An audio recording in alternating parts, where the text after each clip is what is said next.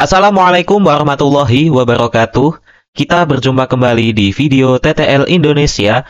Sekarang kita akan masuk ke bab baru, yaitu mengenai aljabar. Nah, di sini kita akan awali dengan basic apa itu aljabar dan juga komponen dan suku-suku aljabar. Untuk teman-teman, jangan lupa kasih like dan subscribe ke channel ini untuk mendukung admin memproduksi video-video berikutnya. Oke, kita masuk ke definisi terlebih dahulu. Definisi dari aljabar adalah suatu cabang dari matematika yang membahas mengenai operasi, kemudian penghitungan suatu formula, tapi dinyatakan dalam bentuk huruf, jadi bukan angka. Nah, huruf-huruf ini nanti yang akan kita pergunakan untuk menghitung suatu hasil akhirnya. Nah, kenapa kita mewujudkan suatu bilangan itu menjadi suatu huruf atau simbol yang lain? Karena huruf atau simbol yang lain tersebut bisa kita ganti semau kita. Langsung aja admin kasih contoh. Misal kita punya 6 kelereng ditambah 4 dadu, dan admin punya suatu wadah untuk menyimpan kelereng dan dadu tersebut. Nah, admin punya suatu kardus atau kotak besar yang ternyata dalam satu kotak itu bisa menampung 2 dadu ditambah dengan 3 kelereng. Nah, kalau kita ingin menyimpan kelereng dan dadu tadi dalam suatu kardus, kita bisa pakai 2 kardus sehingga kita bisa menyimpan 4 dadu dan 6 kelereng secara adil. Nah, kita bisa hitung aja setiap kardusnya ketika nanti kita jualan. Jadi kita nggak usah ngelihat lagi berapa isinya. Dan kalau kita mau ganti isinya nanti juga bisa. Makanya konsep aljabar itu ada, yaitu mengenai wadah yang dimaksud ini tadi. Nah, kita mengenal dulu komponen aljabar. Nah, semoga dari sini udah kebayang ya. Kalau komponen aljabar itu di sini ada beberapa bagian ya. Kita bisa lihat yang atas atau yang bawah, tapi kita akan fokus di sini dulu ya karena kita belum masuk ke fungsi. Yang pertama adalah suku aljabar.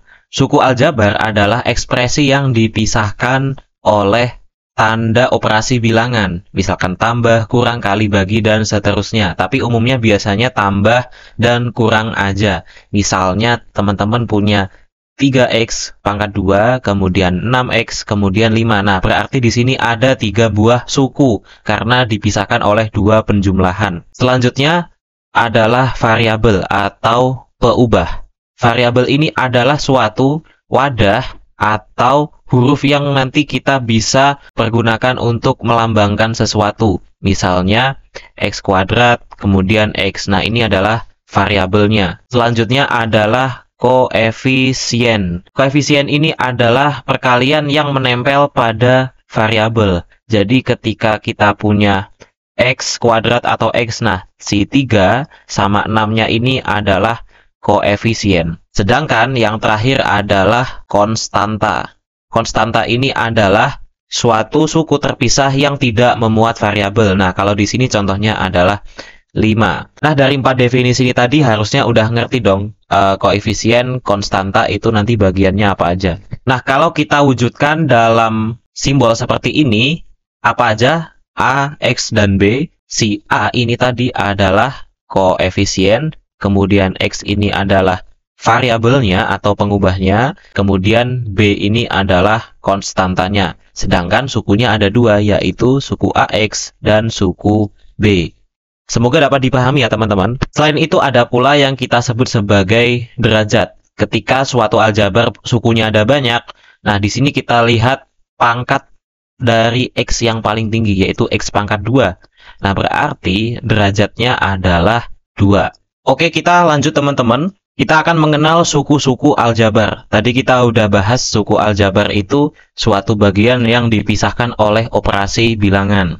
Nah, di sini kita punya 2 contoh. Nah, untuk contoh pertama, ini semuanya kita sebut suku-suku sejenis. Kenapa? Karena semuanya memiliki jenis variabel dan pangkat yang sama, yaitu sama-sama X, dan X juga. Nggak harus X, tapi bisa juga misalnya X pangkat 3, atau Y kuadrat, atau XY, dan seterusnya. Yang penting seluruh sukunya harus punya si X ini yang sama. Nah, baru soal nomor 2 ini ada suku yang sejenis dan tidak sejenis. Buktinya ada X kuadrat, XY sama Y kuadrat. Nah, kita akan cari dulu ada berapa banyak jenis sih suku-suku di nomor 2 ini. Nah, di sini kalau kita lihat ternyata ada 3 jenis suku, yaitu suku X kuadrat, yaitu 2X kuadrat sama minus 6X kuadrat, ya, itu jadi suku pertama. Kemudian ada negatif 4XY sama XY, ini adalah jenis suku kedua. Selain itu juga ada 7Y kuadrat sama minus 3Y kuadrat, ini adalah jenis suku ketiga.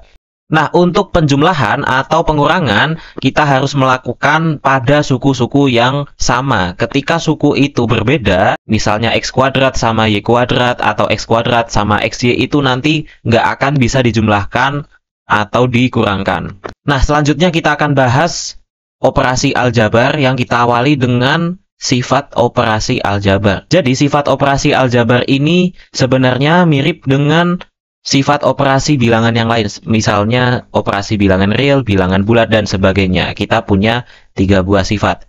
Sifat pertama yaitu sifat komutatif atau pertukaran.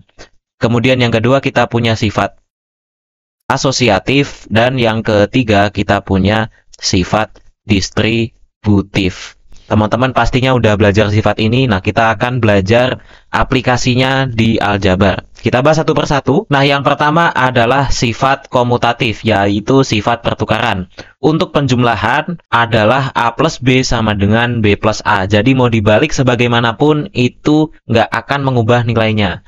Kemudian sifat ini juga berlaku di perkalian. A kali B sama dengan B kali A. Selanjutnya adalah sifat asosiatif atau pengelompokan, terutama pengelompokan suku-suku yang sama. Nah, misal kita punya A plus B di dalam kurung, kemudian baru ditambah C. Nanti nilainya akan sama dengan A ditambah dalam kurung B plus C. Jadi nggak akan mengubah nilainya. Nah, disinilah tujuan sifat asosiatif pada aljabar. Kita menyamakan suku-suku yang sejenis, karena kalau tidak sejenis tidak bisa dijumlahkan. Selanjutnya, ketika kita punya perkalian A kali B lalu dikali C, itu akan sama dengan A dikali dalam kurung B kali C. Ya, ini akan berguna ketika nanti kita akan mengalihkan variabel-variabel yang kita perlukan harus sama atau harus dikelompokkan untuk mempermudah hitungan. Nanti kita akan belajar. Nah, kita udah punya soal nomor 1, kita disuruh menyederhanakan. Nah, kita di sini akan melakukan pengelompokan suku-suku sejenis.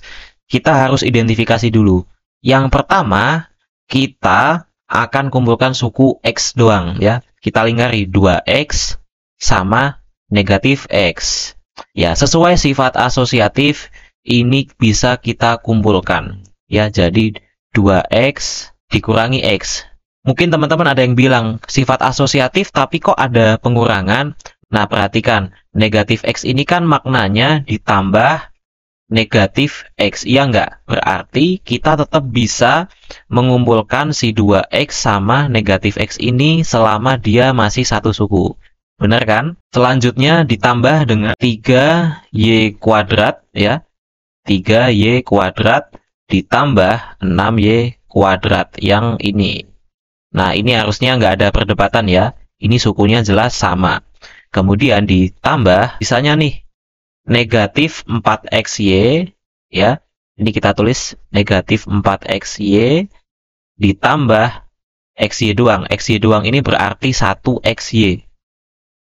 Nah, udah deh, enak banget kita bisa mengelompokkan. Yang pertama untuk yang ini dulu, 2X dikurangi X. X itu bermakna 1X, iya enggak? Nah, kalau kita kelompokkan 2 sesuatu dikurangi 1 sesuatu, berarti tinggal 1 sesuatu, iya enggak? X ditambah 3Y kuadrat ditambah 6Y kuadrat. Kita tinggal jumlahin koefisiennya 3 sama 6-nya, yaitu 9Y kuadrat. Kemudian ditambah negatif 4XY ditambah 1XY. Negatif 4-nya ditambah 1, berarti masih nyimpen negatif 3XY. Nah, ini kalau kita rapikan akan menjadi kayak gini ya teman-teman ya. Nanti ini juga bisa dikelompokkan sesuai kebutuhan soal. Nah, selanjutnya kita punya sifat yang terakhir, yaitu sifat distributif atau penyebaran.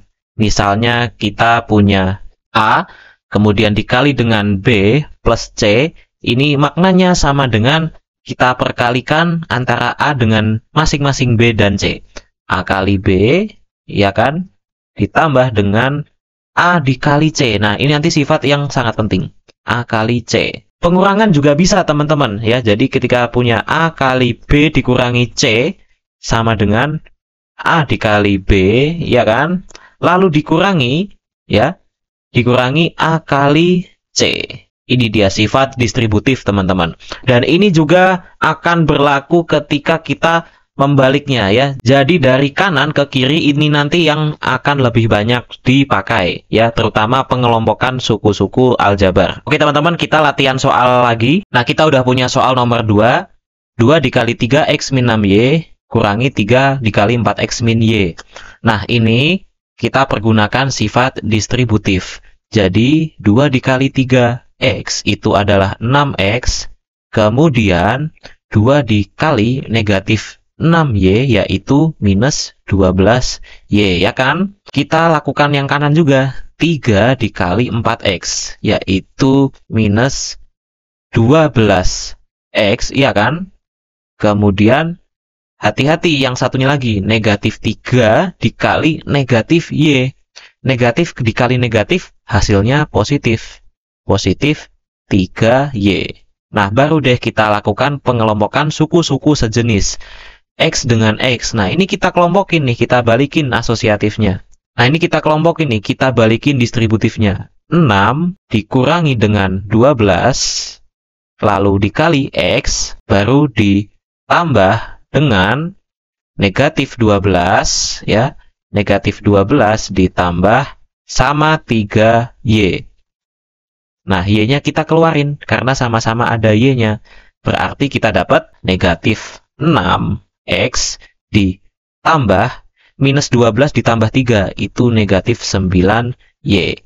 Oke, gini aja teman-teman untuk sifat operasi aljabar. Kita akan lanjutkan dengan operasi PEMDAS pada aljabar. Terima kasih sudah menyimak, semoga bermanfaat. Wassalamualaikum warahmatullahi wabarakatuh.